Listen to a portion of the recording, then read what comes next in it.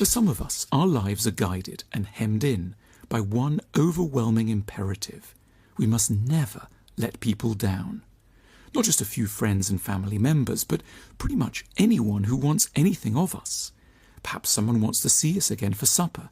We kept them entertained, and now they want more. The problem is that we really don't much like them, but we go anyway, because how could we not? Next time, and probably the 20 times after that. We give money to people we don't trust. We holiday with characters we have little in common with. We would feel a sense of obligation to someone we'd just met on a tram, or to a dog that wanted us to keep throwing a ball. On our gravestone, it might as well say, "Got here a lot earlier, out of an inability to say no." It gets worse the kinder a person happens to be to us, and the more emotional the relationship. If we develop reservations about a partner, we'll smile bravely when they speak of meeting up with their parents, moving in, or getting married. Who are we to have a contrary view?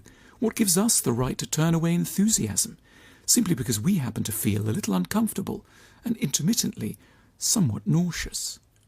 There tends to be a history behind our feelings of obligation. Way back, people around us were likely not to have been overly interested in our sincere needs. What did it matter how we were feeling about school or a friend or the strange pain in our tummy when they, the big important person, had something properly vital going on in their world?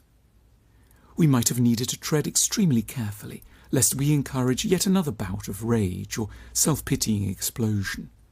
Probably best not to mention that we needed the bathroom or weren't having fun in the museum or would really have liked another slice of cake. A manic sense of obligation is the logical consequence of key people's historic lack of obligation towards us. The way out of our knots is to start to take them seriously. This isn't just part of what everyone has to do. At this pitch, it's an illness. We need to learn the foreign language of honesty. I don't want to be with this person anymore, even though we had some nice times. I don't want to see this friend anymore, even though they have some good qualities. I don't need to give them what they want, even if they tell me they adore me. We may be shocked by the discovery of our backbone. We had believed we were nice. Now we sense an obligation to someone beyond the first person who believes we can be useful to them. Along the way, we learn that the consequence of disappointing people is almost never what we fear. Not everyone is like our fragile father or irate mother. Most adults can take a no, and may even be grateful to us for putting boundaries on their demands. There is an option beyond the dichotomy of meek compliance on the one hand and volcanic fury on the other. We can be at once civil and firm, polite and definitive.